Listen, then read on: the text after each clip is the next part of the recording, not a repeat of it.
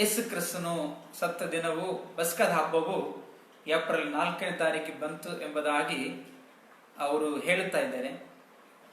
Bible teachers ಯಾವ ದಿನವೂ ಆಗಿರ್ಬೋದು, ಯಾವ ಡೇಟ್ ಆಗಿರ್ಬೋದು, ಯಾವ ತಿಂಗಳಾಗಿರ್ಬೋದು. ಆದರೆ ಕರ್ತನು ಸತ್ತನು ನಮಗೋಸ್ಕರ ಈ ಲೋಕದಲ್ಲಿ. ಅದರ ವಿಷಯವಾಗಿ ನಾವು ಈಗ ಕಲಿಯಲಿಕ್ಕಿದ್ದೇವೆ. ನಾವು ಯೆಶಾಯನ ಗ್ರಂಥದಲ್ಲಿ 53ನೇ ಅಧ್ಯಾಯ 4ನೇ ವಚನದಿಂದ 6ನೇ ವಚನ ತನಕ ನಾವು ಓದೋಣ. ಯೆಶಾಯ, the book of Isaiah, chapter 53, words 4 to 6. The book of Isaiah, chapter 53, words 4 to 6. The book of Isaiah. ಯೆಶಾಯನ ಗ್ರಂಥ. ನಿಜವಾಗಿಯೂ ನಮ್ಮ ಸಂಕಷ್ಟಗಳನ್ನು ಅನುಭವಿಸಿದನು, ಅವನು ಹೊತ್ತ ಹೊರೆಯು ನಮ್ಮ ಸಂಕಟವೇ ಹೌದು. ನಾವಾದರೂ ಅವನು ದೇವರಿಂದ ಬಾಧಿತನು, ಪೆಟ್ಟು ತಿಂದವನು, ಕುಗ್ಗಿಸಲ್ಪಟ್ಟವನು ಎಂದು ಭಾವಿಸಿಕೊಂಡೆವು. ನಮ್ಮ ದ್ರೋಹಗಳ ದಿಸೆಯಿಂದ ಅವನಿಗೆ ಗಾಯವಾಯಿತು, ನಮ್ಮ ಅಪರಾಧಗಳ ನಿಮಿತ್ತ ಅವನು ಜಜ್ಜಲ್ಪಟ್ಟನು.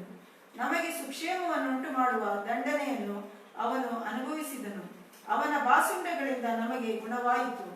ನಾವೆಲ್ಲರೂ ಕುರಿಗಳಂತೆ ದಾರಿ ತಪ್ಪಿ ತೊಳಲುತ್ತಿದ್ದೆವು, ಪ್ರತಿಯೊಬ್ಬನು ತನ್ನ ತನ್ನ ದಾರಿಯನ್ನು ಹಿಡಿಯುತ್ತಿದ್ದನು. ನಮ್ಮೆಲ್ಲರ ದೋಷಫಲವನ್ನು ಯೆಹೋವನು ಅವನ ಮೇಲೆ ಹಾಕಿದನು, ಅವನು ಬಾಧೆಗೆ ಒಳಗಾಗಿ ತನ್ನನ್ನು ತಗ್ಗಿಸಿಕೊಂಡನು. ಓಕೆ, ಇಲ್ಲಿ ದೇವರ ವಾಕ್ಯ ಹೇಳುತ್ತದೆ. ಯೆಶಾಯ 53ನೇ ಅಧ್ಯಾಯ 4ನೇ ವಚನ. Surely he has borne our grief and carried our sorrows. Yet we esteemed him stricken, smitten by God and afflicted. Okay, here word says he carried, he took. ಆತನು ನಮ್ಮ ಭಾರಗಳನ್ನು ಮತ್ತು ನಮ್ಮ ಸಂಕಟಗಳನ್ನು ಆತನು ಹೊತ್ಕೊಂಡನು ಎಂಬುದಾಗಿ ದೇವರ ವಾಕ್ಯ ಹೇಳುತ್ತದೆ. ಅದೇ 4ನೇ ವಚನ ಹೇಳುತ್ತದೆ, ಸ್ಟ್ರೈಕ್, ಸ್ಮಿಟ್ ಅಂಡ್ ಅಫ್ಲಿಕ್ಟೆಡ್. ಕನ್ನಡದಲ್ಲಿ ಹೇಳುತ್ತದೆ, ನಮಗೋಸ್ಕರ ಒಡೆಯಲ್ಪಟ್ಟನು, ಪೆಟ್ಟು ತಿಂದನು, ಬಾಧೆಯನ್ನು ಅನುಭವಿಸನೆಂಬುದಾಗಿ ದೇವರ ವಾಕ್ಯ ಹೇಳುತ್ತದೆ.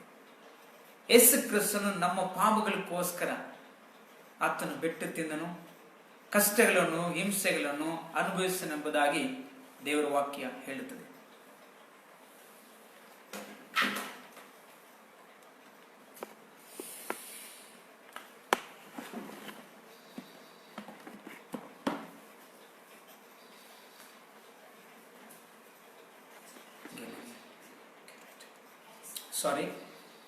ನಿಜವಾಗಿ ಆತನು ನಮ್ಮ ಸಂಕಟಗಳನ್ನು ಸಹಿಸಿಕೊಂಡು ನಮ್ಮ ದುಃಖಗಳನ್ನು ಹೊತ್ತನು. ಆದರೂ ನಾವು ಆತನನ್ನು ಪೆಟ್ಟು ತಿಂದವನು, ದೇವರಿಂದ ಹೊಡೆಯಲ್ಪಟ್ಟವನು, ಶಿಕ್ಷಿಸಲ್ಪಟ್ಟವನು, ಹಿಂಸಿಸಲ್ಪಟ್ಟವನು ಎಂಬುದಾಗಿ ನಾವು ಅನಿಸಿಕೊಂಡಿದ್ದೇವೆ. ಇಲ್ಲಿ 5 ಪದಗಳು ಇಲ್ಲಿ ಉಪಯೋಗಿಸಲ್ಪಟ್ಟಿದೆ. ಸಂಕಟಗಳನ್ನು ವಹಿಸಿಕೊಂಡನು, ಹೊತ್ತುಕೊಂಡನು. ಇಲ್ಲಿ ಹೇಳುತ್ತದೆ, ದೇವರಿಂದ ಅವನು ಪೆಟ್ಟು ತಿಂದನು, ಒಡೆಯಲ್ಪಟ್ಟನು, ಶಿಕ್ಷಿಸಲ್ಪಟ್ಟನು, ಹಿಂಸಿಸಲ್ಪಟ್ಟನೆಂಬುದಾಗಿ ದೇವರ ವಾಕ್ಯ ಹೇಳುತ್ತದೆ. ಇದೆಲ್ಲ ನಮ್ಮ ಪಾಪದ ನಿಮಿತ್ತವಾಗಿ. 5ನೇ ವಚನ ಹೇಳುತ್ತದೆ, ದ್ರೋಹಗಳ ನಿಮಿತ್ತ ಆತನಿಗೆ ಗಾಯವಾಯಿತು. ನಮ್ಮ ದ್ರೋಹಗಳ ನಿಮಿತ್ತವಾಗಿ ಆತನಿಗೆ ಗಾಯವಾಯಿತು. Because of our sin he wound. ಮತ್ತು ದುಷ್ಕೃತ್ಯಗಳ ನಿಮಿತ್ತ ಆತನು ಸಜ್ಜಲ್ಪಟ್ಟನೆಂಬುದಾಗಿ ಹೇಳ್ತದೆ. ಮತ್ತು ಸಮಾಧಾನಕ್ಕೋಸ್ಕರ, ನಮಗೆ ಸಮಾಧಾನ ಉಂಟು ಮಾಡೋದಕ್ಕೋಸ್ಕರ ಶಿಕ್ಷೆಯು ಆತನ ಮೇಲೆ ಬಂತು ಎಂಬುದಾಗಿ ದೇವರ ವಾಕ್ಯ ಹೇಳ್ತದೆ. ಮತ್ತು 6ನೇ ವಚನದಲ್ಲಿ ಹೇಳುತ್ತದೆ, ಕರ್ತನು ನಮ್ಮ ದುಷ್ಕೃತ್ಯಗಳನ್ನೆಲ್ಲ ಆತನ ಮೇಲೆ ಹಾಕಿದ್ದ. ನಾನು 2 ವಿಷಯ ಹೇಳುತ್ತೇನೆ. That is suffering and is death. ಆತನ ಹಿಂಸೆ ಮತ್ತು ಮರಣದ ವಿಷಯವಾಗಿ ನಾನು ಮಾತಾಡಲಿಕ್ಕಿದ್ದೇನೆ. ಈ ವಾಕ್ಯದಲ್ಲಿ ಸ್ಪಷ್ಟವಾಗಿರುತ್ತದೆ, ಆತನು ಸಜ್ಜಲ್ಪಟ್ಟನು, ಹಿಂಸಿಸಲ್ಪಟ್ಟನು, ಒಡೆಯಲ್ಪಟ್ಟನು ಮತ್ತು ನಮ್ಮ ಪಾಪಗಳಿಗೋಸ್ಕರ ಆತನು ಎಲ್ಲವನ್ನು ತಾಳಿಕೊಂಡೆಂಬುದಾಗಿ ದೇವರ ವಾಕ್ಯ ಹೇಳುತ್ತದೆ. 2ದಾಗಿ ನಮಗೆ ಸಮಾಧಾನವನ್ನು ಉಂಟು ಮಾಡುವುದಕ್ಕೋಸ್ಕರ ಮತ್ತು ನಾವು ಗುಣವಾಗೋದಕ್ಕೋಸ್ಕರ 3 ಇಂಪಾರ್ಟೆಂಟ್ ಥಿಂಗ್ಸ್. ಇದೆಲ್ಲ ಸಗಿಸಿಕೊಂಡ ಉದ್ದೇಶ ಏನಂದ್ರೆ ಒಂದು ನಮ್ಮ ಪಾಪ ಪರಿಹಾರಕ್ಕೋಸ್ಕರ, ನಮ್ಮ ಪಾಪಗಳೆಲ್ಲ ಆತನ ಒತ್ತುಕೊಂಡು ನಮ್ಮ ಪಾಪಕ್ಕೋಸ್ಕರ ಇದೆಲ್ಲ ಹಿಂಸೆ ಸಂಕಟಗಳು ಎಲ್ಲವನ್ನು ಆತನ ಒತ್ತುಕೊಂಡುದನು. ಎರಡದಾಗಿ ನಮಗೆ ಸಮಾಧಾನ ಉಂಟು ಮಾಡೋದಕ್ಕೋಸ್ಕರ, ಮೂರನೇದಾಗಿ ನಮಗೆ ಗುಣವಾಗೋದಕ್ಕೋಸ್ಕರ, ನಾವು ಆರೋಗ್ಯವಾಗಿ ಇರುವುದಕ್ಕೋಸ್ಕರ, ಆತನ ಬಾಸುಂಡೆಗಳಿಂದ ನಾವು ಗುಣವಾಗುತ್ತೇವೆ ಎಂಬುದೇ ಹೇಳುತ್ತೆ. ಆತನ ಬಾಸುಂಡೆಗಳಿಂದ ನಮಗೆ ಸ್ವಸ್ಥವಾಯಿತು ಎಂಬುದಾಗಿ ದೇವರ ವಾಕ್ಯ ಹೇಳುತ್ತದೆ.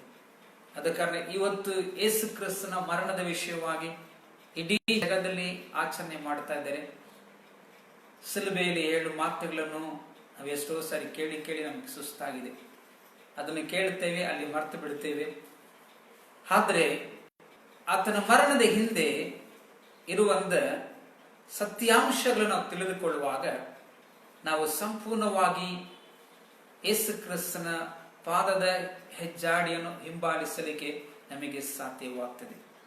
ನಂಬರ್ 1, ನಮ್ಮ ಪಾಪಗಳಿಗೋಸ್ಕರ ಇದೆಲ್ಲ ಹಿಂಸೆಯನ್ನು ತಾಳಿಕೊಂಡನು. ಎರಡದಾಗಿ ದೇವರೊಂದಿಗೆ ನಾವು ಸಮಾಧಾನವಾಗಿ ಜೀವನ ಮಾಡೋದಕ್ಕೋಸ್ಕರ, ದೇವರೊಂದಿಗೆ ಸಮಾಧಾನವಾಗಿ ಇರುವುದಕ್ಕೋಸ್ಕರ. ಮೂರನೇದಾಗಿ ನಾವು ಆರೋಗ್ಯವಾಗಿ ಇರುವುದಕ್ಕೋಸ್ಕರ, ನಾವು ಸ್ವಸ್ಥವಾಗಿ ಇರುವುದಕ್ಕೋಸ್ಕರ ದೇವರು ಇದೇ ಎಲ್ಲ ಹಿಂಸೆಗಳನ್ನು ಆತನು ತಾಳಿಕೊಂಡನೆಂಬುದಾಗಿ ದೇವರ ವಾಕ್ಯದಲ್ಲಿ ಬರೆಯಲ್ಪಟ್ಟಿದೆ.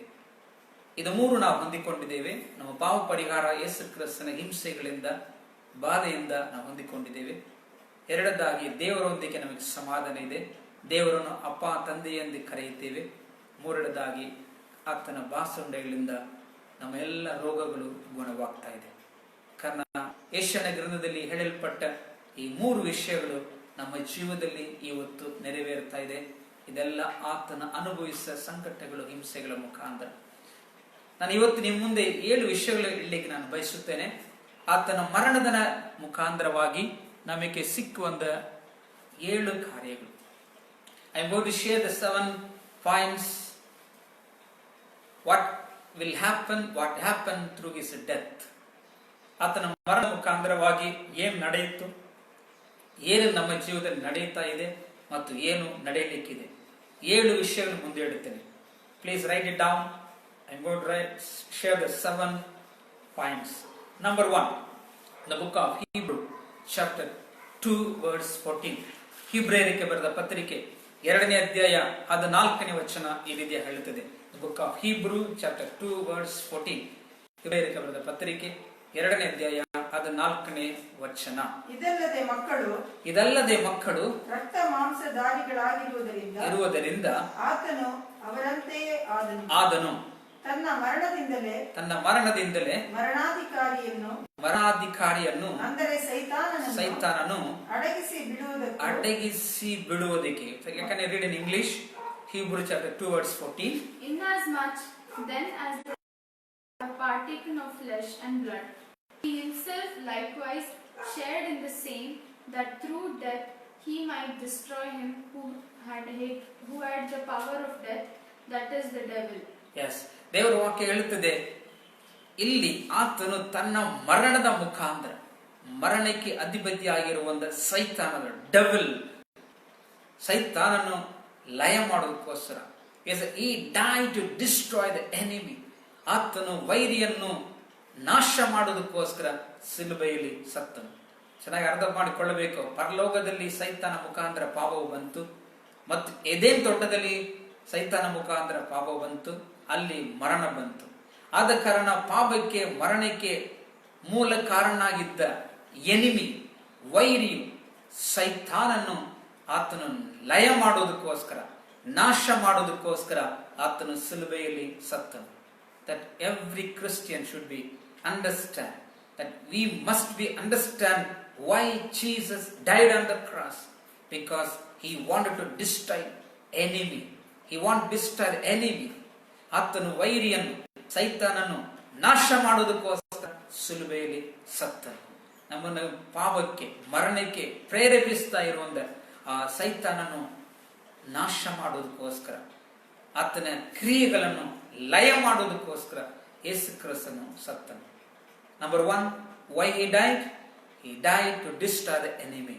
ಯಾಕೆ ಯೇಸು ಕ್ರಿಸ್ತನು ಸಿಲುಬೆಯಲ್ಲಿ ಸತ್ತನು? ವೈರಿಯನ್ನು ಆತನು ಸೋಲಿಸುವುದಕ್ಕೋಸ್ಕರ, ಸೈತಾನನ್ನು ಸೋಲಿಸುವುದಕ್ಕೋಸ್ಕರ, ಲಯ ಮಾಡುವುದಕ್ಕೋಸ್ಕರ ಆತನು ಸಿಲುಬೆಯಲ್ಲಿ ಸತ್ತನು.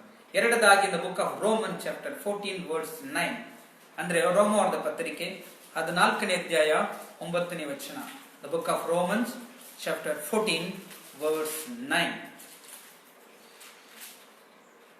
I will read For to this end Christ died and rose and lived again, and that he might be Lord of both the dead and the living.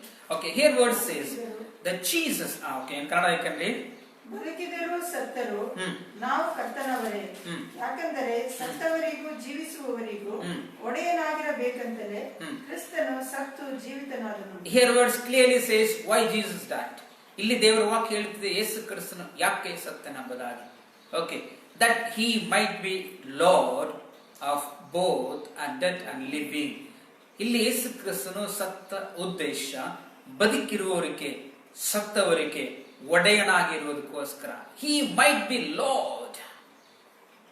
ಈ ಲೋಕದಲ್ಲಿ ಬದುಕಿರುವವರಿಗೆ ಮತ್ತು ಲೋಕದಿಂದ ಸತ್ತು ಸಮಾಧಿ ಒಳಗೆ ಹೋಗಿರುವವರಿಗೆ, ಸತ್ತವರಿಗೆ ಬದುಕಿರುವವರಿಗೆ ಒಡೆಯನಾಗಿರುವುದಕ್ಕೋಸ್ಕರ ಯೇಸು ಕ್ರಿಸ್ತನು ಸಿಲುಬೆಯಲ್ಲಿ ಸತ್ತ. ಆತನು ಭೂಲೋಕದಲ್ಲಿಯೂ ಪಾತಾಳದಲ್ಲಿಯೂ ಪರಲೋಕದಲ್ಲಿಯೂ ಇರುವಂತ ಎಲ್ಲ ಮನುಷ್ಯರಿಗೆ ಒಡೆಯನಾಗಿರುವುದಕ್ಕೋಸ್ಕರ ಆತನು ಸಿಲುಬೆಯಲ್ಲಿ ಸತ್ತ.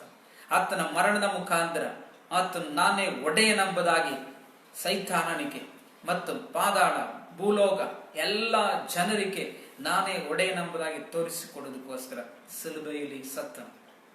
The word of God clearly says that he might be Lord. He might be the Lord. ಆತನು ಒಬ್ಬನೇ ಒಡೆಯನಾಗಿರೋದಕ್ಕೋಸ್ಕರ. ಈ ಲೋಕದಲ್ಲಿ ಅನೇಕ ಒಡೆಯರು ಇರ್ಲಿಕ್ಕೆ ಆಗೋದಿಲ್ಲ, ಅನೇಕ ಕರ್ತರು ಇರ್ಲಿಕ್ಕೆ ಆಗೋದಿಲ್ಲ. ಒಬ್ಬನೇ ಕರ್ತನು ಯೇಸು ಕ್ರಿಸ್ತನು. ಅದು ಯಾವ ರೀತಿಯಲ್ಲಿ ಆತನು ಪರಲೋಕಕ್ಕೆ ಒಡೆಯನಾಗಿದ್ದಾನೆಂದ್ರೆ ತನ್ನ ಮರಣದ ಮುಖಾಂತರ. Number 1, to destroy the enemy. ಆತನು ವೈರಿಯನ್ನು ನಾಶ ಮಾಡೋದಕ್ಕೋಸ್ಕರ ಆತನು ಸಿಲುಬೆಯಲ್ಲಿ ಸತ್ತನು. ನಂಬರ್ 2, ಆತನು ಸಿಲುಬೆಯಲ್ಲಿ ಸತ್ತ ಉದ್ದೇಶ ಯಾವುದೆಂದ್ರೆ ಆತನು ಪರಲೋಕದಲ್ಲಿರುವಂತ ಜನರಿಗೆ, ಸತ್ತವರಿಗೆ, ಬದುಕಿರುವವರಿಗೆ ಎಲ್ಲರಿಗೆ ಒಡೆಯನಾಗಿರುವುದಕ್ಕೋಸ್ಕರ. ಫಿಲಿಪ್ಪಿ ಪತ್ರಿಕೆಯಲ್ಲಿ ಪೌಲನು ಹೇಳುತ್ತಾನೆ, that every knee shall bow, that every tongue confess that Jesus Christ is the Lord, that God he made him. ತಂದೆಯಾದ ದೇವರು ಆತನನ್ನು ಎಲ್ಲ ನಾಲಿಗೆಗಳು ಅರಿಕೆ ಮಾಡುವಂತೆ, ಎಲ್ಲ ಮನಕಾಲುಗಳು ಬಾಗುವಂತೆ ಆತನನ್ನು ಒಡೆಯನಾಗಿ ಆತನು ಸಿಂಹಾಸನ ಮೇಲೆ ಇರಿಸನೆಂಬುದಾಗಿ ದೇವರ ವಾಕ್ಯ ಹೇಳುತ್ತದೆ. ಆತನು ಭೂಲೋಕದಲ್ಲಿ ಬಂದು ಈ ಸಿಲುಬೆಯಲ್ಲಿ ಸತ್ತ ಉದ್ದೇಶ ಒಂದು ಏನೆಂದ್ರೆ ಆತನು ಒಡೆಯನಾಗಿರುವುದಕ್ಕೋಸ್ಕರ. ತನ್ನ ಒಡೆತನವನ್ನು ಭೂಲೋಕದಲ್ಲಿರುವಂತಹ ಸತ್ತವರಿಗೆ ಮತ್ತು ಪಾತಾಳದಲ್ಲಿ ಇರುವಂತಹ ಸತ್ತವರಿಗೆ, ಭೂಲೋಕದಲ್ಲಿ ಬದುಕಿರುವ ಜನರಿಗೆ ಒಡೆಯನಾಗಿ ಇರುವುದಕ್ಕೋಸ್ಕರ. The third point, 2 Corinthians chapter 5 verse 14. ಮೂರನೇದಾಗಿ ನಾವು 2 ಕೊರಿಂಥ ಪತ್ರಿಕೆ 5ನೇ ಅಧ್ಯಾಯ 14ನೇ ವಚನ. ಕ್ರಿಸ್ತನ ಪ್ರೀತಿಯು ನಮಗೆ ಒತ್ತಾಯ ಮಾಡುತ್ತದೆ, ಎಲ್ಲರಿಗೋಸ್ಕರ ಒಬ್ಬನು ಸತ್ತದ್ದರಿಂದ ಎಲ್ಲರೂ ಸತ್ತಂತಾಯಿತೆಂದು ವಿಶ್ವಸಿಕೊಂಡು ಜೀವಿಸುವುದು ಇನ್ನು ಮೇಲೆ ತಮಗಾಗಿ ಜೀವಿಸದೆ ತಮಗೋಸ್ಕರ. Here word said that if one die for all, then all died.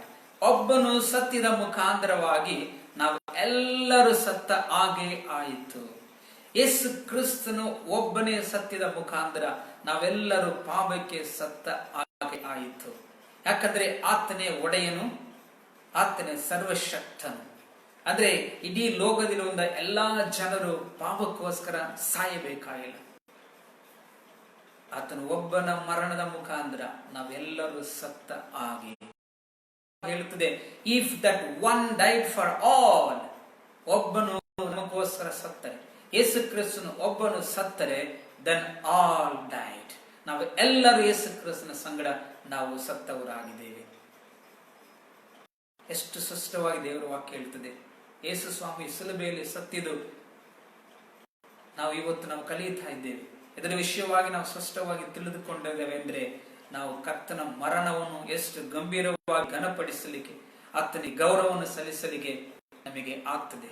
The third point says, if Jesus will die one person, and we can say, I am also died with him. ಯೇಸು ಕ್ರಿಸ್ತನು ಸಿಲುಬೆಯಲ್ಲಿ ಒಬ್ಬನು ಸತ್ತಿದ ಮುಖಾಂತರ ನಾನು ಹೇಳಲಿಕ್ಕಾಗ್ತದೆ, ನಾನು ಯೇಸು ಕ್ರಿಸ್ತನ ಸಂಗಡ ಸತ್ತಿದ್ದೇನೆ. ಯೇಸು ಕ್ರಿಸ್ತನು ಯಾಕೆ ಸಿಲುಬೆಯಲ್ಲಿ ಸತ್ತಿದನು? ಎಲ್ಲರ ಪಾಪದಲ್ಲಿ ಆತನೊಂದಿಗೆ ಸಾಯುವುದಕ್ಕೋಸ್ಕರ. ಕಾರಣ ಲೋಕದಲ್ಲಿ ಒಂದು ಎಲ್ಲ ಜನರು ಸಾಯಬೇಕಾಗಿಲ್ಲ, ಯೇಸು ಕ್ರಿಸ್ತನು ಒಬ್ಬನು ಸತ್ತರೆ ಸಾಕು, ಇಡೀ ಲೋಕದಲ್ಲಿ ಒಂದು ಎಲ್ಲ ಜನರು ಪಾಪಕ್ಕೆ ಸತ್ತ ಹಾಗೆ. ನಂಬರ್ 1, ಎನಿಮಿಯನ್ನು, ವೈರಿಯನ್ನು ನಾಶ ಮಾಡೋದಕ್ಕೋಸ್ಕರ, to destroy the enemy. The second, ಆತನು ಬದುಕಿರುವವರಿಗೆ ಸತ್ತವರಿಗೆ ಒಡೆಯನಾಗೋದಕ್ಕೋಸ್ಕರ ಸಿಲುಬೆಯಲ್ಲಿ ಸತ್ತನು. ಮೂರನೇದಾಗಿ, ಎಲ್ಲರೂ ಪಾಪಕ್ಕೋಸ್ಕರ ಸಾಯಬೇಕಾಗಿಲ್ಲ, ಯೇಸು ಕ್ರಿಸ್ತನು ಒಬ್ಬನು ಸತ್ತಿದ ಮುಖಾಂತರ, ಆತನ ಮರಣದ ಮುಖಾಂತರ ನಾವು ಎಲ್ಲರೂ ಸತ್ತ ಹಾಗೆ. ದ ಫೋರ್ತ್ ಪಾಯಿಂಟ್, 4ನೇ ವಿಷಯ, ಕೊಲೊಸ್ಸೆ ಪತ್ರಿಕೆ 1ನೇ ಅಧ್ಯಾಯ 21ನೇ ವಚನ. He died for our peace with God. Anybody can read the Colossians chapter 1 verse 21. ಕೊಲೊಸ್ಸೆ ಪತ್ರಿಕೆ 1ನೇ ಅಧ್ಯಾಯ 21ನೇ ವಚನ. ಇದಲ್ಲದೆ ನೀವು ಹಿಂದಿನ ಕಾಲದಲ್ಲಿ ಅನ್ಯರು ಕೃತ್ಯಗಳನ್ನು ಮಾಡುವವರಾಗಿ ದ್ವೇಷ ಮನಸ್ಸುಳ್ಳವರಾಗಿ ಆಗಿದ್ದರು. ಆತನು ನಿಮ್ಮನ್ನು ಸಹ ಕುಮಾರನ ಸ್ಥೂಲ ದೇಹದಲ್ಲಿ ಉಂಟಾದ ಮರಣದ ಮುಖಾಂತರ ಈಗ ಸಂಧಾನಪಡಿಸಿಕೊಂಡಿದ್ದಾನೆ. ಥ್ರೂ ಹಿಸ್ ಡೆತ್, ಯೇಸು ಕ್ರಿಸ್ತನ ಮರಣದ ಮುಖಾಂತರ ದೇವರಿಗೆ ನಮಗೆ ಒಂದು ಸಮಾಧಾನ, ಒಂದು ಐಕ್ಯತೆ, ಸಂಬಂಧ ಬೆಳೆಸಿಕೊಂಡಿದ್ದೇವೆ. ಯೇಸು ಕ್ರಿಸ್ತನ ಮರಣದ ಮುಖಾಂತರ ಇಡೀ ಲೋಕದಲ್ಲಿರುವ ಜನರು ದೇವರ ಮುಂದೆ, ಸೃಷ್ಟಿಕರ್ತನೊಂದಿಗೆ ಸಮಾಧಾನ, ಐಕ್ಯತೆ, ದೇವರ ಮಕ್ಕಳಾಗುವ ಸೌಭಾಗ್ಯವನ್ನು ಆತನು ಅನುಗ್ರಹಿಸಿಕೊಡುತ್ತಾನೆ. ಅನೇಕರು ಹೇಳಬಹುದು, ಯೇಸು ಕ್ರಿಸ್ತನ ಸಿಲುಬೆಯಲ್ಲಿ ಯಾಕೆ ಸತ್ತಿದ, ಹಂಗೆ ಹಿಂಗೆ ದೊಡ್ಡ ದೊಡ್ಡ ಲೀಡರ್ಸ್, ದೊಡ್ಡ ದೊಡ್ಡ ಜನರು ಮಾತಾಡಬಹುದು. ಆದರೆ ಕ್ರೈಸ್ತರಿಗೆ ಸ್ಪಷ್ಟವಾಗಿ ಗೊತ್ತಿರಬೇಕು, ಯೇಸು ಕ್ರಿಸ್ತನ ಮರಣದಲ್ಲಿ ಇರುವಂತ ಆಶೀರ್ವಾದಗಳು, ಯೇಸು ಕ್ರಿಸ್ತನ ಮರಣದಲ್ಲಿ ಇರುವಂತ ಶಕ್ತಿಯು, ಸಾಮರ್ಥ್ಯ, ಬಲವು ಏನೆಂಬುದಾಗಿ ಸಭೆಯು ಇವತ್ತು ತಿಳಿದುಕೊಳ್ಳಬೇಕು. ಯೇಸು ಕ್ರಿಸ್ತನು ಯಾಕೆ ಸತ್ತಿದಾನೆಂದ್ರೆ, ದೇವರ ಸಂಗಡ ನಾವು ಸಂಬಂಧವನ್ನು, ಸಮಾಧಾನವನ್ನು ಹೊಂದಿಕೊಳ್ಳುವುದಕ್ಕೋಸ್ಕರ ದೇವರು ಯೇಸು ಕ್ರಿಸ್ತನನ್ನು ಸಿಲುಬೆಯಲ್ಲಿ ಸಾಯಿಸಿದನು. ಆತನು ಸರ್ವಶಕ್ತನಾಗಿರುವ ದೇವರು. ಮತ್ತೆ ನೆಕ್ಸ್ಟ್ ದೇವರ ವಾಕ್ಯ ಹೇಳ್ತಿದೆ, 5ನೇ ವಿಷಯ ನಾವು ಓದುವನ. ಹೀಬ್ರೂ 9ನೇ ಅಧ್ಯಾಯ 15ನೇ ವಚನ. ಹೀಬ್ರೂ 9ನೇ ಅಧ್ಯಾಯ 15ನೇ ವಚನ. The book of Hebrew 9 verse 15. ಮತ್ತು ಈ ಕಾರಣದಿಂದ ಆತನು ಒಂದು ಹೊಸ ಒಡಂಬಡಿಕೆಗೆ ಮಧ್ಯಸ್ಥನಾಗಿದ್ದಾನೆ. ಹೊಸ ಒಡಂಬಡಿಕೆಗೆ. ಮೊದಲನೆಯ ಒಡಂಬಡಿಕೆ ಕಾಲದಲ್ಲಿ ನಡೆದ ಅಕ್ರಮಗಳ ಪರಿಹಾರಕ್ಕಾಗಿ ಆತನು ಮರಣವನ್ನು ಅನುಭವಿಸಿದ್ದರಿಂದ ದೇವರಿಂದ ಕರೆಯಿಸಿಕೊಂಡವರು ವಾಗ್ದಾನವಾಗಿದ್ದ ನಿತ್ಯ ಬಾಧ್ಯತೆಯನ್ನು ಹೊಂದುವುದಕ್ಕೆ ಆತನ ಮೂಲಕ ಮಾರ್ಗವಾಯಿತು. ಓಕೆ, ಯೇಸು ಕ್ರಿಸ್ತನ ಮರಣದ ಮುಖಾಂತರ ಆತನು ಹೊಸ ಒಡಂಬಡಿಕೆಗೆ ಮಧ್ಯಸ್ಥರ ಆಗಿದ್ದಾನೆ. ಹಳ ಒಡಂಬಡಿಕೆ ಮತ್ತು ಹೊಸ ಒಡಂಬಡಿಕೆ ಎರಡಕ್ಕೂ ಮಧ್ಯದಲ್ಲಿ ಆತನು ಮಧ್ಯಸ್ಥನಾಗಿದ್ದಾನೆ. ಹಳ ಒಡಂಬಡಿಕೆಯಲ್ಲಿ ಕಾನೂನುಗಳ ಪ್ರಕಾರ, ನೇಮಗಳ ಮುಖಾಂತರ, ಧರ್ಮಶಾಸ್ತ್ರಗಳ ಮುಖಾಂತರ ಪಾಪ ಪರಿಹಾರ ಇತ್ತು. ದೇವರ ಬಳಿಗೆ ಪರಿಹಾರ ಮಾಡಲಿಕ್ಕೆ ಯಾಜಕರು ಹೋಗ್ತಾ ಇದ್ದರು. ಆದರೆ ಯೇಸು ಕ್ರಿಸ್ತನ ಮರಣದ ಮುಖಾಂತರವಾಗಿ ನಮಗೆ ಆತನು ಹೊಸ ಒಡಂಬಡಿಕೆಯನ್ನು ಉಂಟು ಮಾಡಿದ್ದಾನೆ. ಇಲ್ಲಿ ವಾಕ್ಯ ಹೇಳ್ತಿದೆ, ಹಳೆ ಒಡಂಬಡಿಕೆಯಲ್ಲಿ ಇದ್ದ ಜನರನ್ನು ಸಹ ಬಿಡಿಸಿಕೊಡೋದಕ್ಕೋಸ್ಕರ, by means of death for the redemption of the transgressions of under the first covenant. ಅಂದ್ರೆ ಹಳೆ ಒಡಂಬಡಿಕೆ ಧರ್ಮಶಾಸ್ತ್ರದ ನೇಮಗಳ ಕೆಳಗಡೆ ಇರುವಂತ ಜನರನ್ನು ಬಿಡಿಸೋದಕ್ಕೋಸ್ಕರ, ಅವರ ಒಡಂಬಡಿಕೆ ನೇಮಗಳ ಒಡಂಬಡಿಕೆಗೆ ಬಂಧನದಲ್ಲಿ, ಪಾಪದಲ್ಲಿ, ಹಳೆ ಒಡಂಬಡಿಕೆ ಪಾಪದಲ್ಲಿ ಬಿದ್ದುಕೊಂಡ ಜನರನ್ನು ಬಿಡಿಸೋದಕ್ಕೋಸ್ಕರ ಆತನ ಸಿಲುಬೆಯಲ್ಲಿ ಸತ್ತನು. ಆತನ ಮರಣದ ಮುಖಾಂತರ ಹಳೆ ಒಡಂಬಡಿಕೆಯಲ್ಲಿರುವಂತ ಒಡಂಬಡಿಕೆ, ಆ ಪಾಪಗಳು ಪರಿಹಾರವಾಗ್ತೆಂಬುದಾಗಿ ದೇವರ ವಾಕ್ಯ ಹೇಳುತ್ತದೆ. ಕೆಲವು ಇವತ್ತು ಅನೇಕ ಕಾನೂನುಗಳ ಮುಖಾಂತರವಾಗಿ, ನೇಮಗಳ ಮುಖಾಂತರವಾಗಿ ಪಾಪ ಪರಿಹಾರ ಸಿಗ್ತದೆ ಎಂಬುದಾಗಿ ಹುಡುಕ್ತಾ ಇದ್ದಾರೆ.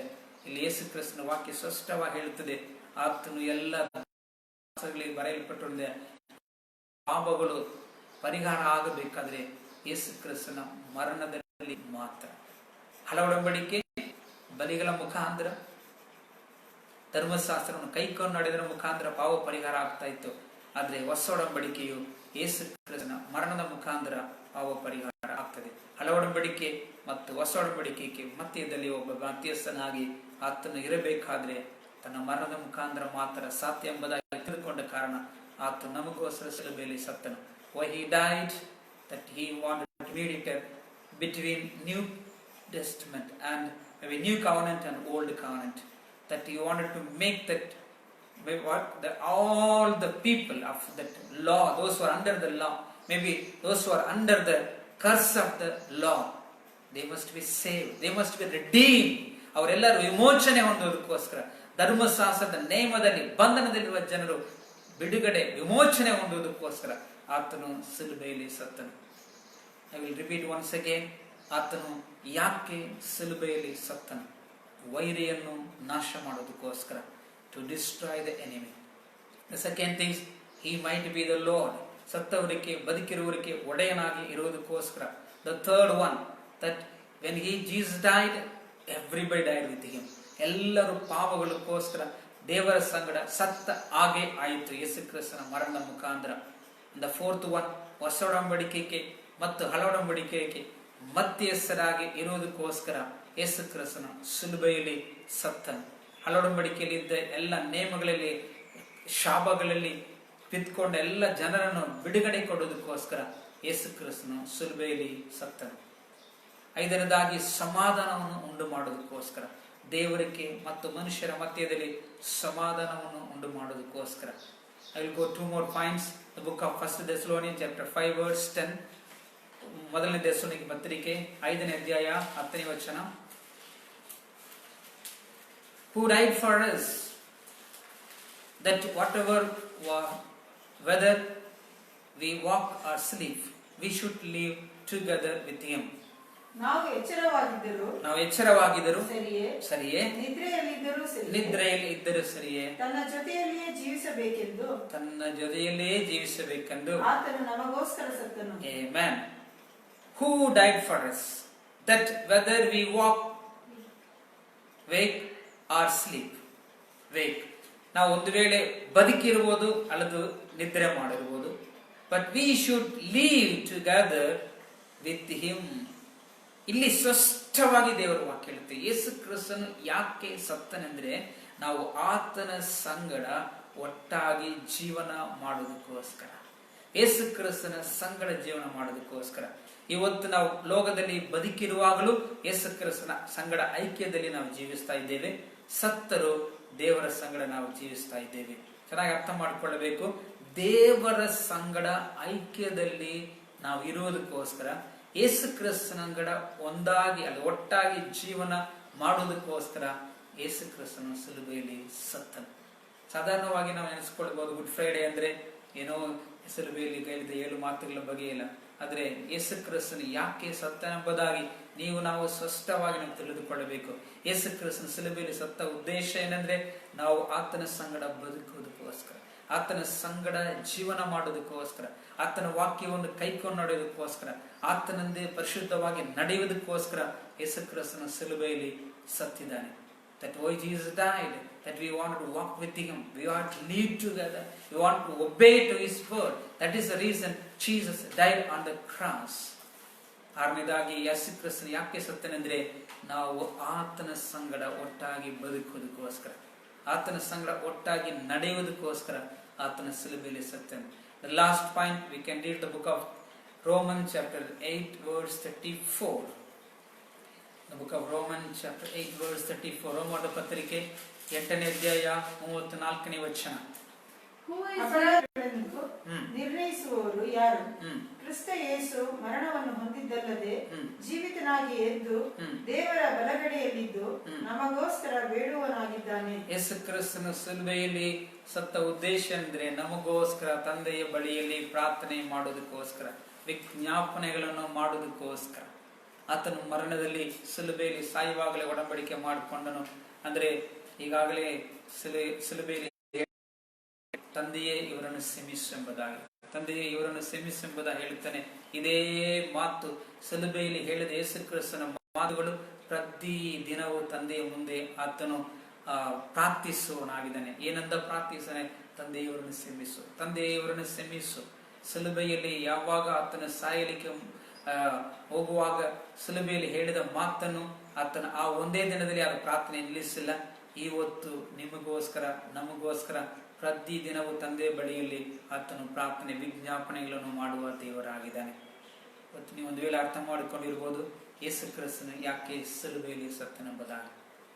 ಈಗಾಗಲೇ ಆತನು ಯಾಕೆ ಬಾಧೆಗಳನ್ನು ಅನುಭವಿಸನೆಂಬುದಾಗಿ ಯೆಶಾಯನ ಗ್ರಂಥ 53ನೇ ಅಧ್ಯಾಯ ನೋಡಿ, ಆತನು ಎಲ್ಲ ಪಾಪ ಪರಿಹಾರ ಆಗೋದಕ್ಕೋಸ್ಕರ, ದೇವರ ಸಂಗಡ ಐಕ್ಯದಲ್ಲಿ ಇರುವುದಕ್ಕೋಸ್ಕರ ಮತ್ತು ನಾವು ಆರೋಗ್ಯವಾಗಿರುವುದಕ್ಕೋಸ್ಕರ ಹಿಂಸೆಗಳನ್ನು ತಾಳಿಕೊಂಡನು, ಪೆಟ್ಟು ತಿಂದನು, ನೋವನ್ನು ಅನುಭವಿಸನು, ಎಲ್ಲವನ್ನು ಅನುಭವಿಸನು.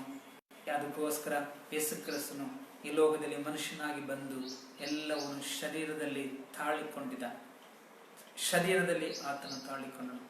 ಸಹೋದರಿ ಸಹೋದರಿ, ಇವತ್ತು ನಾವು 7 ವಿಷಯಗಳು ನಾವು ಕಲ್ತ್ಕೊಂಡಿದ್ದೇವೆ. ಯೇಸು ಕ್ರಿಸ್ತನ ಮರಣದ ಮುಖಾಂತರ ನಿಮಗೆ ನನಗೆ ಸಿಕ್ಕಿರುವ ಸೌಭಾಗ್ಯ, ಏನು ಆಶೀರ್ವಾದಗಳು ಏನೆಂಬುದಾಗಿ ನಾವು ತಿಳಿದುಕೊಂಡಿದ್ದೇವೆ. ಒಂದು ವೇಳೆ ಈ ಒಂದು ವಾಕ್ಯಗಳನ್ನು ನೀವು ಬರೆದಿಟ್ಕೊಳ್ಳದಿದ್ದರೆ ನಾನು ಒಂದ್ಸಲ ರಿಪೀಟ್ ಮಾಡುತ್ತೇನೆ. ಅದನ್ನು ನೀವು ಬರೆದಿಟ್ಕೊಂಡು ಅದನ್ನು ಓದಿರಿ, 7 ವಿಷಯಗಳು ನಿಮ್ಗೆ ಗೊತ್ತಾಗ್ತದೆ. 14ನೇ ವಚನದಲ್ಲಿ ಎಲ್ಲ ವೈರಿಗಳನ್ನು ನಾಶ ಮಾಡೋದಕ್ಕೋಸ್ಕರ ಆತನು ಸಿಲುಬೆಯಲ್ಲಿ ಸತ್ತನು. Hebrew 2:14 says, He died to destroy the enemy. The second, that He might be Lord both dead and living. ಅಂದ್ರೆ ಯೇಸು ಕ್ರಿಸ್ತನ ಸಿಲುಬೆಯಲ್ಲಿ ಸತ್ತ ಉದ್ದೇಶ ಏನೆಂದರೆ, ಸತ್ತವರಿಗೆ ಬದುಕಿರುವವರಿಗೆ ಆತನು ಕರ್ತನಾಗಿರುವುದಕ್ಕೋಸ್ಕರ. ರೋಮಾದ ಪತ್ರಿಕೆ 14ನೇ ಅಧ್ಯಾಯ 9ನೇ ವಚನ. ನಮ್ಮ 3ನೇ ಪಾಯಿಂಟ್, 2 Corinthians chapter 5:14 says, ಯೇಸು ಕ್ರಿಸ್ತನು ಒಬ್ಬನು ಸತ್ತಿದ ಮುಖಾಂತರ ನಾವೆಲ್ಲರೂ ಪಾಪಕ್ಕೆ ಸತ್ತ ಹಾಗೆ ಎಂಬುದಾಗಿ ದೇವರು ವಾಕ್ಯ ಹೇಳುತ್ತದೆ. ಯೇಸು ಕ್ರಿಸ್ತನ ಮರಣವು ನಮ್ಮೆಲ್ಲರನ್ನು ಸಿಲುಬೆಯಲ್ಲಿ ಆತನೊಂದಿಗೆ ಸಾಯುವ ರೀತಿಯಲ್ಲಿ ಮಾರ್ಪಡಿಸಿದೆ. Through his death, maybe for the one died or all, ಯೇಸು ಕ್ರಿಸ್ತನ ಮರಣದ ಮುಖಾಂತರ, through his death we all died with him. We all died with him. The 4th point is by means of death for the redemption of the sin under the first covenant. Under the covenant, ಅಂದ್ರೆ ಹಳೆ ಒಡಂಬಡಿಕೆಯಲ್ಲಿ ಇದ್ದ ಪಾಪಗಳ ಜನರು ವಿಮೋಚನೆಗೋಸ್ಕರ ಮತ್ತು ಹೊಸ ಒಡಂಬಡಿಕೆಯಲ್ಲಿರುವ ಜನರಿಗೆ ಮಧ್ಯಸ್ಥರಾಗಿರುವುದಕ್ಕೋಸ್ಕರ ಆತನು ಸಿಲುಬೆಯಲ್ಲಿ ಸತ್ತನು. Hebrew 9:15 says. 5ನೇ ಪಾಯಿಂಟ್, ಕೊಲೊಸ್ಸೆ ಪತ್ರಿಕೆ 1ನೇ ಅಧ್ಯಾಯ 21ನೇ ವಚನ ಹೇಳುತ್ತದೆ, ಕರ್ತನು ಸಿಲುಬೆಯಲ್ಲಿ ಸತ್ತ ಉದ್ದೇಶ ಏನೆಂದ್ರೆ ದೇವರಿಗೆ ನಮಗೆ ಮಧ್ಯದಲ್ಲಿ ಒಂದು ಸಮಾಧಾನವನ್ನು ಉಂಟು ಮಾಡೋದಕ್ಕೋಸ್ಕರ ಯೇಸು ಕ್ರಿಸ್ತನು ಸಿಲುಬೆಯಲ್ಲಿ ಸತ್ತನು. ಮತ್ತು 6ನೇ ಪಾಯಿಂಟ್, 1 ಥೆಸಲೋನಿಕೆ 5ನೇ ಅಧ್ಯಾಯ 10ನೇ ವಚನ ಆತನು ಹೇಳ್ತಾನೆ, ನಾವು ಆತನೊಂದಿಗೆ ಬದುಕೋದಕ್ಕೋಸ್ಕರ we should live together with him. We should live with him. ನಾವು ಯೇಸು ಕ್ರಿಸ್ತನ ಸಂಗಡ ಜೊತೆಯಾಗಿ ಬದುಕಬೇಕು. ಆತನ ಯಾವ ತಂದೆಯ ಸಂಗಡ ಅವನು ಭೂಲೋಕದಲ್ಲಿ ಇದ್ದರೂ ತಂದೆಯ ಮಾತಿಗೆ ವಿಧೇಯನಾಗಿ ತಂದೆಯ ಹೆಜ್ಜಾಡಿಯನು, ತಂದೆಯ ಮಾತನ್ನು ಕೇಳಿ ಅದರಂತೆ ನಡೆದನು. ಅದೇ ರೀತಿಯಲ್ಲಿ ನೀವು ಯೇಸು ಕ್ರಿಸ್ತನ ಮಾತನ್ನು ಕೇಳಿ ನಾವು ನಡೆಯುವುದಕ್ಕೋಸ್ಕರ ಆತನ ಸಿಲುಬೆಯಲ್ಲಿ ಸತ್ತನು. ದ ಲಾಸ್ಟ್ ಪಾಯಿಂಟ್ ಸೇಸ್, ನಮಗೋಸ್ಕರ ಆತನು ಪ್ರಾರ್ಥನೆ ಮಾಡೋದಕ್ಕೋಸ್ಕರ, ವಿಜ್ಞಾಪನೆ ಮಾಡೋದಕ್ಕೋಸ್ಕರ, to pray. He died. Why he died? He died to pray for us. He prayed on the cross, Lord forgive them, Father forgive them. ತಂದೆಯವರನ್ನು ಕ್ಷಮಿಸಿ. Still he is praying. Still he is, last 2000 years he is praying with Father, Father forgive them, forgive them. Through his death he is praying for us. The Good Friday maybe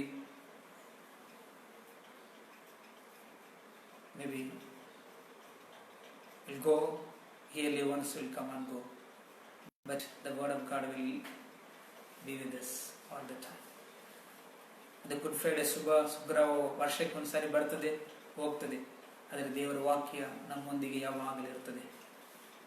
ಇದು ಶುಕ್ರವಾರ ಒಂದು ದಿನ ಮಾತ್ರ ನಾವು ಯೇಸು ಕ್ರಿಸ್ತನ ಮರಣವನ್ನು ನಾವು ಧ್ಯಾನ ಮಾಡುವುದಲ್ಲ, ಪ್ರತಿ ದಿನವೂ ನಾವು ಧ್ಯಾನ ಮಾಡಬೇಕಾಗಿದೆ. ತುಂಬ ವಿಷಯಗಳಿದೆ, ನಾವೆಲ್ಲವನ್ನು ನಾನು ಹಂಚಿಕೊಂಡಿಲ್ಲ, ಆದರೆ ನಾನು ಹೇಳಿದೆ 7 ವಿಷಯಗಳನ್ನು ನೀವು ಜ್ಞಾಪಕದಲ್ಲಿ ಇಟ್ಕೊಂಡು, ಹೌದು, ಯೇಸು ಕ್ರಿಸ್ತನ ಮರಣದ ಮುಖಾಂತರ ಇಂದ ಆಶೀರ್ವಾದ ನನಗೆ ಸಿಕ್ಕಿದೆ. ನನ್ನನ್ನು ಪಾಪದಲ್ಲಿ ಪ್ರೇರೇಪಿಸುವ ವೈರಿಯ ಬಂಧಿಸಿಟ್ಟಿದ್ದಾನೆ. ಅದು ಮಾತ್ರ ಅಲ್ಲ, ಆತನೊಬ್ಬನೇ ಒಡೆಯನಾಗಿದೆ ನನ್ನ ಜೀವದಲ್ಲಿ. ಮತ್ತು ಅದು ಮಾತ್ರ ಅಲ್ಲ, ಯೇಸು ಕ್ರಿಸ್ತನ ಸತ್ಯದ ಮುಖಾಂತರ ನಾನು ಪಾಪಕ್ಕೆ ಸಾಯಬೇಕಾಗಿಲ್ಲ, ನಾನು ಯೇಸು ಕ್ರಿಸ್ತನ ಸತ್ತ ಹಾಗೆ ಎಂಬುದಾಗಿ. ಮತ್ತು ನನಗೋಸ್ಕರ ಹೊಸ ಒಡಂಬಡಿಕೆಯನ್ನು ಉಂಟು ಮಾಡಿದ್ದೇನೆ. ಮಧ್ಯಸ್ಥನಾಗಿ ನಿಂತ್ಕೊಂಡು ಒಂದು ಹೊಸ ಒಡಂಬಡಿಕೆಯನ್ನು ದೇವರು ತನ್ನ ಮರಣದ ಮುಖಾಂತರ ಮಾಡಿದ್ದಾನೆ. ನಾನು ದೇವರ ಸಂಗಡ ಸಮಾಧಾನ ಹೊಂದಿಕೊಂಡಿದ್ದೇನೆ ಮತ್ತು ನಾನು ಯೇಸು ಕ್ರಿಸ್ತನ ಸಂಗಡ ಯಾವಾಗಲೂ ಜೀವಿಸ್ತೇನೆ. ಮತ್ತು ನನಗೋಸ್ಕರ ಪ್ರಾರ್ಥನೆ ಮಾಡಲಿಕ್ಕೆ ಒಬ್ಬ ವ್ಯಕ್ತಿಯು ಇದ್ದಾನೆ. ಇದನ್ನು ಜ್ಞಾಪಕವಿಟ್ಟುಕೊಂಡು ಆತನ ಮರಣವನ್ನು ಸ್ಮರಿಸೋಣ. ಈ ಗುಡ್ ಫ್ರೈಡೆ ಯೇಸು ಕ್ರಿಸ್ತನ ಸಂಘದಲ್ಲಿ ನಾವು ಇರುವಾಗ ನಾವೆಲ್ಲರ ಕಣ್ಣುಗಳ ಮುಚ್ಚಿ ದೇವರ ಸನ್ನಿಧಾನದಲ್ಲಿ ನಾವು ಕೇಳಿದ ವಾಕ್ಯಗಳಿಂದ ಈ ಗುಡ್ ಫ್ರೈಡೆ ನಮಗೊಂದು ಆಶೀರ್ವಾದವಾಗಿರಲಿ. ದೇವರೇ, ಈ ಒಂದು ದಿನವನ್ನು ನಮಗೆ ಆಶೀರ್ವಾದವಾಗಿ ಮಾರ್ಪಡಿಸಿ ಎಂಬುದಾಗಿ ನಾವು ಪ್ರಾರ್ಥಿಸೋಣ. ಎಲ್ಲರ ಕಣ್ಣುಗಳ ಮುಚ್ಚಿ ದೇವರ ಸನ್ನಿಧಾನದಲ್ಲಿ, ದೇವರೇ, ನಾವು ಕೇಳಲ್ಪಟ್ಟ ವಾಕ್ಯಗಳು ಸ್ವಾಮಿ, ನಾವು ಕೇಳಿಸಿಕೊಂಡ ಪ್ರತಿಯೊಂದು ವಾಕ್ಯಗಳು ನಮ್ಮ ಜೀವದಲ್ಲಿ ಒಂದು ಆಶೀರ್ವಾದವಾಗಿರಲಿ. ಹೌದು ಕರ್ತನೆ, ನೀನು ಯಾಕೆ ಸಿಲುಬೆಯಲ್ಲಿ ಸತ್ಯ ಎಂಬುದಾಗಿ ನಿನ್ನ ವಾಕ್ಯದಿಂದ ನಾವು ತಿಳಿದುಕೊಂಡಿದ್ದೇವೆ ಕರ್ತನೆ. What a great joy to study your word God. ಕರ್ತನೆ, ಎಷ್ಟು ಸಂತೋಷವಾಗಿದೆ ನಿನ್ನ ವಾಕ್ಯವನ್ನು ಕಲಿಯುವುದರ ಮುಖಾಂತರ. Oh, we thank you Lord God, we praise you Lord God, we honour you Lord God, we exalt your holy name Lord God. Thank you, Lord. Thank you, Lord. Thank you, Jesus. Thank you, Jesus. Thank you, Jesus. Thank you, Jesus. Let us lift our hands and worship the Lord. ನಾವೆಲ್ಲರ ಕೈಗಳ ಮೇಲೆ ಕೆತ್ತಿ ಕೆಲವು ನಿಮಿಷಗಳು ಕರ್ತನ ಆರಾಧಿಸೋಣ. ನಾವು ಸಾಯಬೇಕಾದ ಸ್ಥಳದಲ್ಲಿ ಆತನ ಸತ್ತ, ಆತನ ಮರಣದಲ್ಲಿ ನಾವು ಇವತ್ತು ಪಾಲ್ಗಾರರಾಗಿದ್ದೇವೆ. ನಾವು ಸಾಯಬೇಕಾಗಿಲ್ಲ, ಆತನ ಒಬ್ಬನ ಸತ್ಯದ ಮುಖಾಂತರ ನಾವೆಲ್ಲರೂ ಸತ್ತ ಹಾಗೆ ಆಯಿತು. ಎಂದ ಒಂದು ದೊಡ್ಡ ಆಶೀರ್ವಾದ, ಎಂದ ದೊಡ್ಡ ಒಂದು ಆಶೀರ್ವಾದ. ತಂದೆಗೆ ನಾವು ವೈರಿಯಾಗಿದ್ದೇವೆ, ಅದು ಇವತ್ತು ನಾವು ತಂದೆಯ ಸಂಗಡ ಸಮಾಧಾನ ಪಡಿಸಿದ್ದಾನೆ.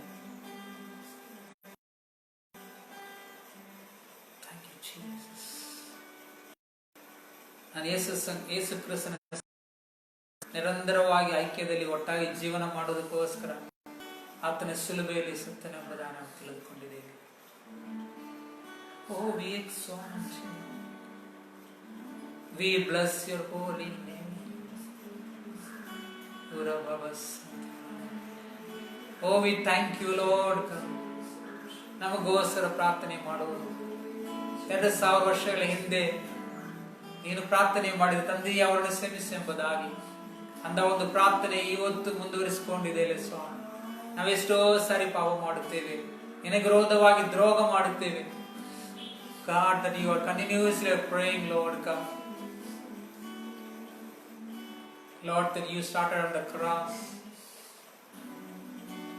That prayer, Lord, is continuously that in the heaven also, that Lord, you are praying. What a joy, Lord God. ತಂದೆ, ನೀನು ನಮಗೋಸ್ಕರ ಪ್ರಾರ್ಥಿಸದಿದ್ದರೆ, ಯೇಸುವೆ ನೀನು ನಮಗೋಸ್ಕರ ಪ್ರಾರ್ಥಿಸದಿದ್ದರೆ ನಾವು ತಂದೆಯ ಶಿಕ್ಷೆಗೆ ನಾವು ಗುರಿಯಾಗ್ತಾ ಇದ್ದೇವೆ. ನಮ್ಮನ್ನು ದಂಡಿಸದೆ, ನಮ್ಮ ಪಾಪಗಳಿಗೆ ನಮ್ಮನ್ನು ಶಿಕ್ಷಿಸದೆ ಶ್ರಮಿಸುವುದ ಕಾರಣ ಏನೆಂದರೆ ನೀನು ಶಿಲುಬೆಯಲ್ಲಿ ಮಾಡಿದ ಪ್ರಾರ್ಥನೆ ಇನ್ನೂ ನಿರಂತರವಾಗಿ ನಮಗೋಸ್ಕರ ನೀನು ಮಾಡುತ್ತಾ ಇರುವುದಕ್ಕೋಸ್ಕರ. ಓ, ವಿ ಎಕ್ಸಾಲ್ಟ್ ಯು.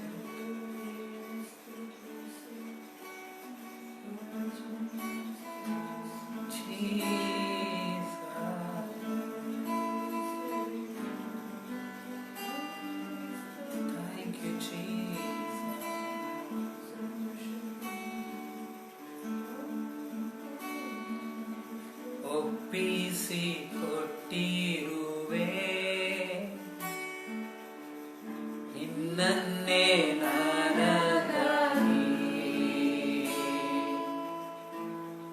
ಲೋಕದ ರಕ್ಷಕನೇ, ಉನ್ನತ ಬಲಿಯಾಗಿ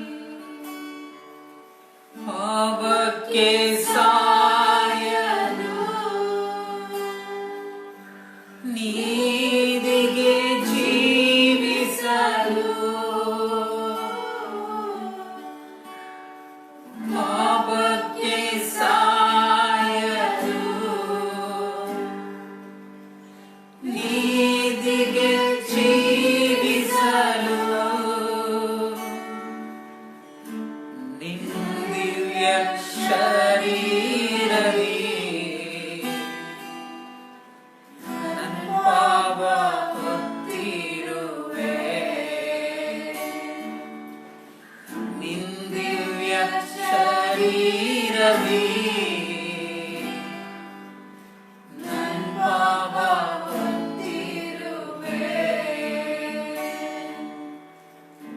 ಒಪ್ಪಿಸಿ ಕೊಟ್ಟಿರುವೆ. ನಿನ್ನನ್ನೇ ನನಗಾಗಿ ಲೋಕದ ರಕ್ಷಕನೇ, ಉನ್ನತ ಬಲಿಯಾಗಿ ಶುದ್ಧೀಕರಿಸಿದೆ ನೀ ಸ್ವಂತ ಜನವಾಗಿ.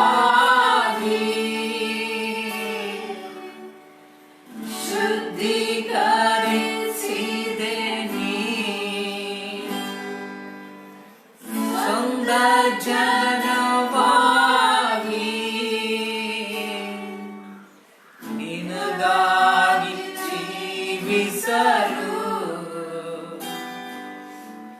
ನನ್ ಪಾಲಿಗೆ ಬಂದಿರುವೆ. ನಿನಗಾಗಿ ಜೀವಿಸಲು ನನ್ನಲ್ಲೇ ಬಂದಿರುವೆ. ಒಪ್ಪಿಸಿ ಕೊಟ್ಟಿರುವೆ. ನಿನ್ನನ್ನೇ ನನಗಾಗಿ ಲೋಕದ ರಕ್ಷಕನೇ, ಉನ್ನತ ಬಲಿಯಾಗಿ ನನ್ನನ್ನು ಬದುಕಿಸಲು ನೀನಂದು ಬಲಿಯಾದೆ.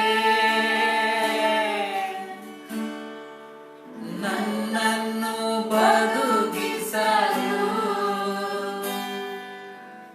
ನೀನಂದು ಬಲಿಯಾದೆ.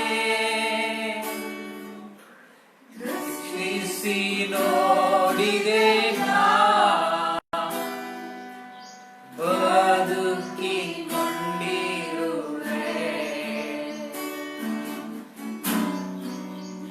ದೃಷ್ಟಿಸಿ ನೋಡಿದೆ ನಾ